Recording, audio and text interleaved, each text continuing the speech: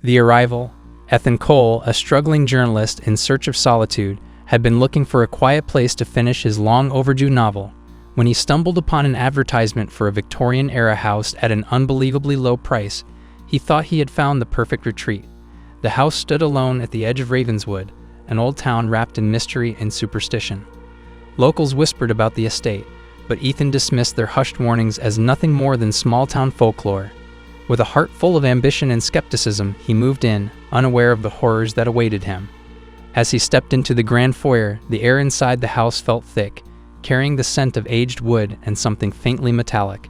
Dust motes danced in the dim light streaming through the stained glass windows, giving the space an eerie, dreamlike quality.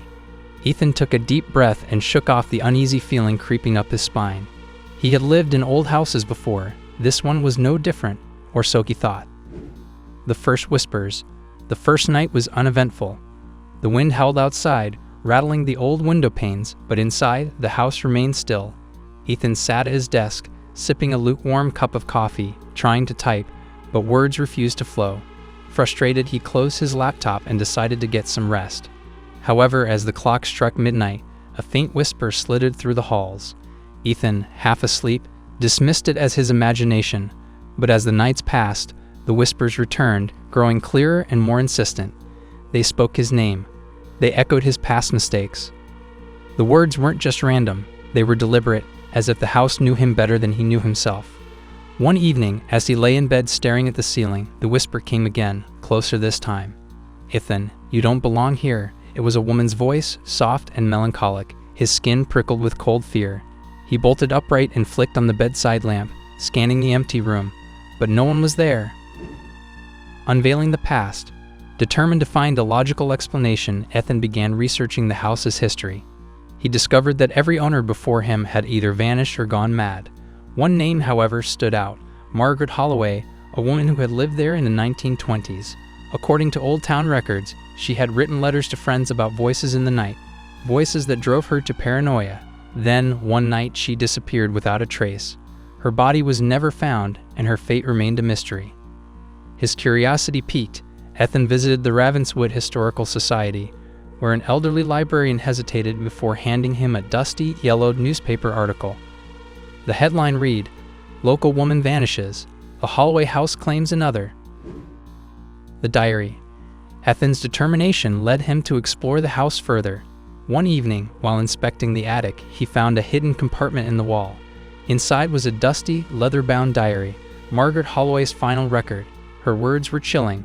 She described hearing whispers every midnight, growing more intrusive each night. They begged her to stay, to listen, to become one with them. The last entry, dated October 31, 1925, read, "They know my secrets. They know my fears. I cannot leave. I am becoming one of them." As Ethan flipped through the fragile pages, a sudden gust of wind swept through the attic, slamming the door shut. The room darkened as the single bulb overhead flickered violently. The whispers rose into a chorus of urgent voices, pleading, warning. His hands trembled as he clutched the diary, his breath coming in short, panicked gasps. The haunting intensifies. After reading the diary, the whispers grew stronger, more aggressive. Shadows moved in the corners of Ethan's vision. Objects relocated on their own. The air inside the house became suffocating, thick with an unseen presence. The whispers were no longer passive. They demanded something from him. "Stay," they hissed. "Join us." Ethan tried to fight against the fear gripping him. He refused to believe in ghosts. But how could he explain the whispers, the flickering lights? The icy fingers that brushed against his skin in the dead of night? Every time he attempted to write, his laptop would freeze, displaying cryptic, unreadable messages. Something or someone was trying to communicate with him. The ritual of midnight. Ethan turned to the town's archives, hoping to find more about the house. He uncovered a chilling truth. The house was built on the site of an ancient ritual ground. The whispers weren't just echoes of the past. They were remnants of spirits bound by a forgotten sacrifice.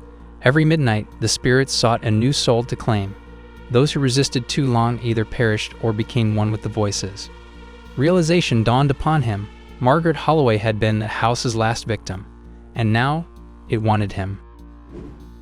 Desperate escape. Determined not to share Margaret's fate, Ethan decided to leave. But the house had other plans. Doors slammed shut on their own. The walls pulsed with whispers, growing into deafening screams. The shadows stretched toward him, clawing at his skin. The house would not let him go. He stumbled through the hallway, gasping for breath. The front door loomed ahead, barely visible through the darkness that thickened like living tar. He reached for the handle, only for it to vanish before his eyes. The final confrontation. With no other choice, Ethan decided to confront the spirits. He retraced the ritual's origins and found a counter-ritual, one that required a final sacrifice. If he wanted to break free, he had to destroy the heart of the house, the diary. As he set the book ablaze, the whispers turned to agonized screams.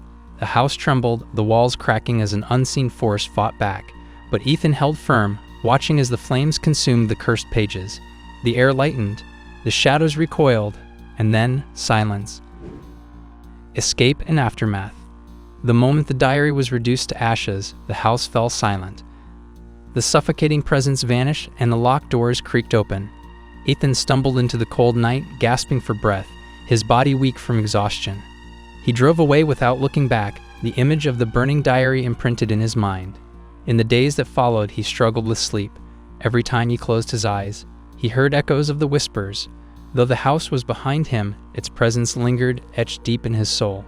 He moved to another town, changed his number, abandoned his career, yet the memory of Ravenswood haunted him. Then, one night, at exactly midnight, his phone rang. The caller ID read Holloway House. His heart pounded as he hesitated, breath caught in his throat. And then, from the other end of the line, a whisper slithered through. "Ethan, you can never leave." Terrifying twists.